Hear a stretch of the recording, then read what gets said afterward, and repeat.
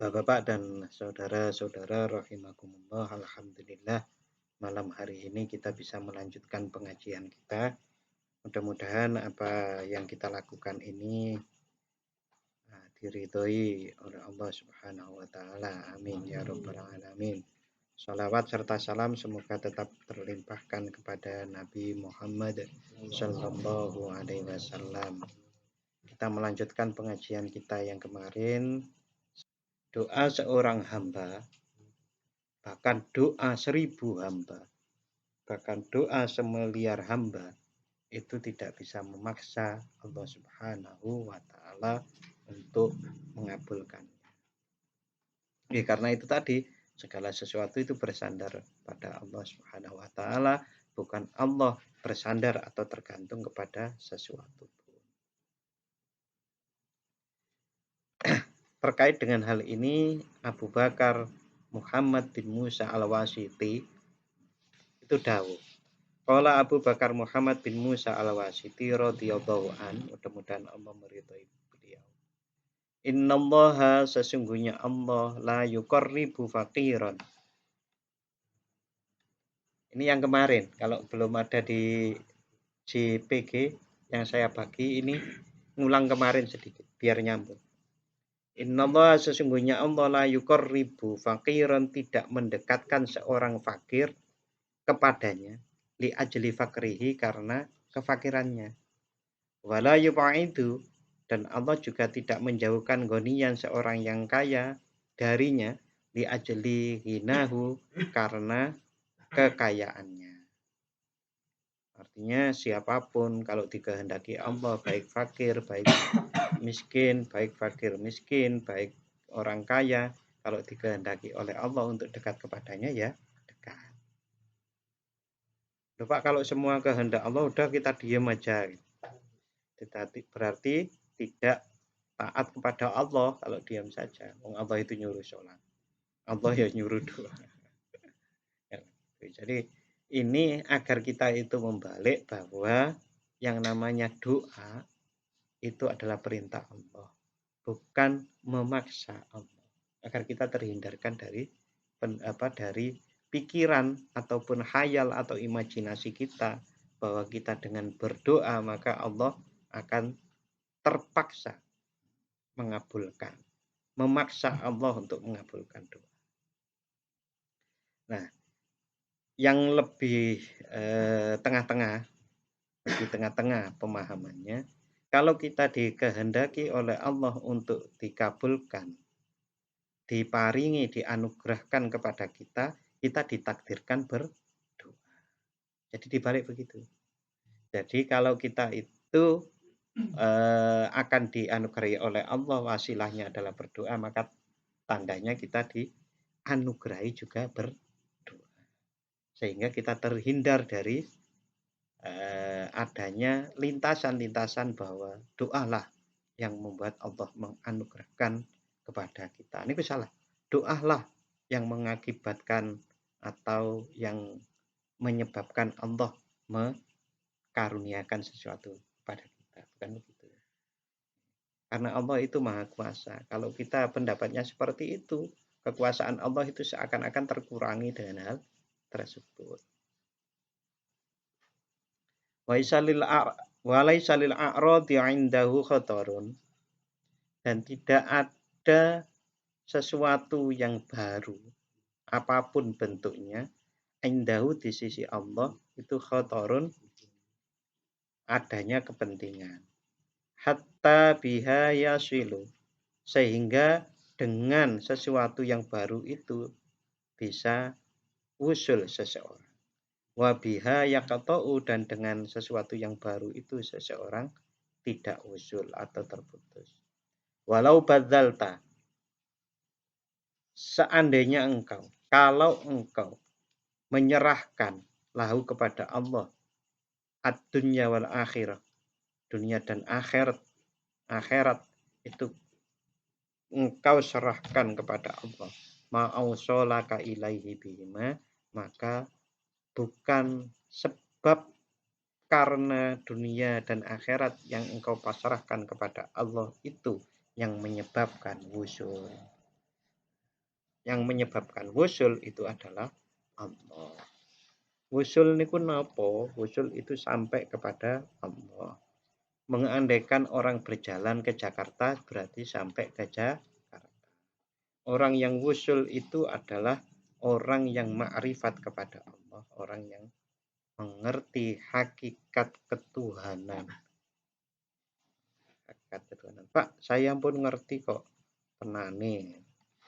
Karena orang-orang yang betul-betul makrifat kepada Allah Subhanahu wa taala itu tidak dikaruniai oleh Allah sebuah kondisi jiwa yang tidak takut, tidak resah. La khaufun 'alaihim wa lahum yahzanun. Masih ada keresahan, ketakutan, berarti kita belum sampai kepada Allah. Itu sederhananya seperti itu.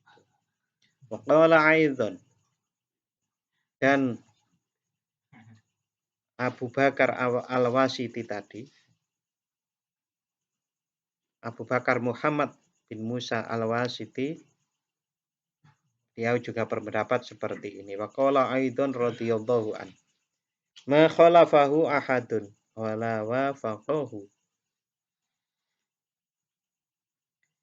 Tidak menyelisihi kepada Allah sesuatu pun. Wala wafaqahu, dan tidak mencocoki kepada Allah sesuatu pun juga. Loh, gimana maksudnya? Tidak ada sesuatu pun yang menyelisihi atau tidak sesuai dengan Allah. Tetapi kalimat berikutnya, dan juga tidak ada yang mencocoki sesuatu pun dengan Allah. Ya, karena Allah itu kan Maha Pencipta dan satu-satunya, tidak ada yang lain.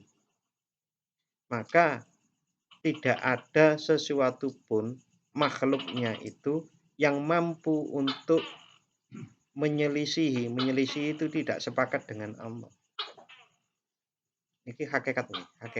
Sesuatu itu pasti turut kepada Allah. Tau'an au karha. Dalam salah satu ayatnya disebutkan seperti itu. Baik manusia maupun alam semesta ini pasti akan taat kepada Allah. Maka tidak bisa menyelisihi Allah. Tau'an au karha, baik dengan sukarela maupun dengan terpaksa. Tapi juga tidak ada yang bisa mencocoki kepada Allah. Karena Allah itu tidak mungkin dicocoki.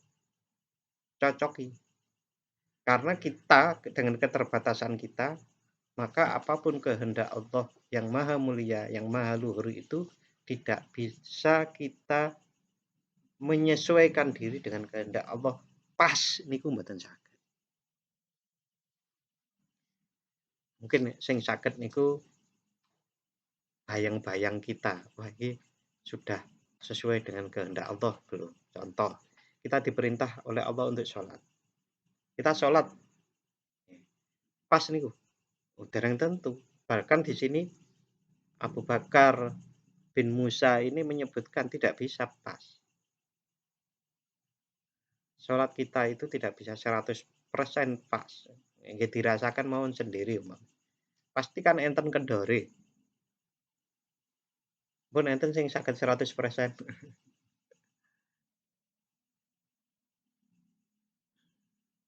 Wa kulluhum musta'maluna bima syi'atihi wa qudratihi. Wa kulluhum, dan semua makhluk itu musta'maluna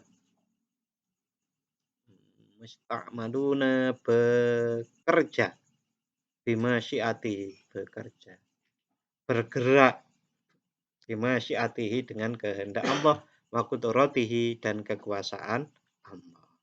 Segala sesuatu itu beredar sesuai dengan kehendak dan kekuasaan Allah. Saking niki ungkapan ini kan sebetulnya mengajak kita. Allah itu maha kuasa loh. Pol, wis. Tidak ada yang bisa terlepas dari kehendak dan kekuasaan Allah. Anna yakunu lahu al-wifaqu wal khilafu. jauh sekali bagi Allah itu al-wifaku dicocoki, kecocokan, wal khilafu maupun diselisih. Coba bayangkan, ini dalam tanda kurung ya. Coba bayangkan, wa huwa yuqallibul lail wan nahar. Allah itu yang membolak-balikkan malam dan siang. Nah, sinten sing iso nyocoki kali Gusti Allah, Allah Maha Agung seperti itu.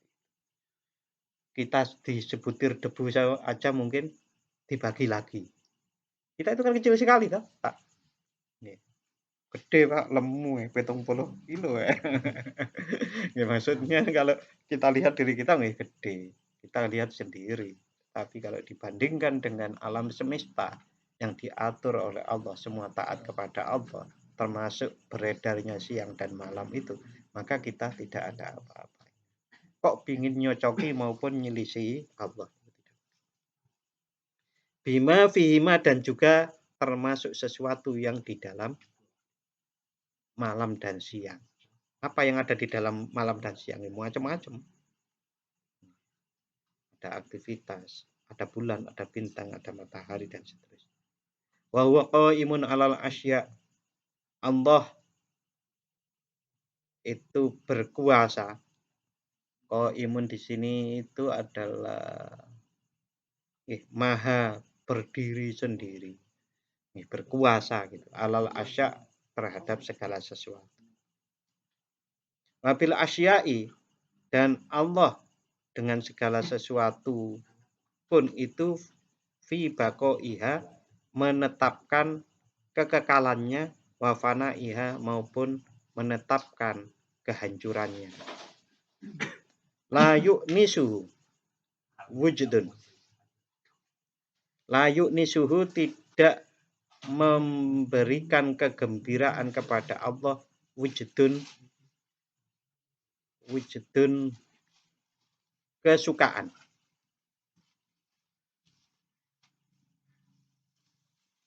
Wala yuhishuhu faktun dan tidak mengkhawatirkan Allah kesepian. Jadi kalau dikonteksnya kan kepada kita mau cinta kepada Allah mau enggak niku mboten enten pengaruh kepada Allah. Kita mau sholat, kita mau zakat, kita mau puasa niku mboten enten pengaruh kepada. Yang iya itu kita mengerjakan perintah Allah, taat kepada Allah pasti berpengaruh pada diri kita sendiri. La faqda wala wujda, bahkan tidak ada sepi dan tidak ada juga tidak ada rasa suka, tidak sepi dan juga tidak ada rasa senang. Wa innama ya dan sesungguhnya segala sesuatu itu rusumun berada di garis takdir. Tahtar rusumi ya rusumun beredar di takdir.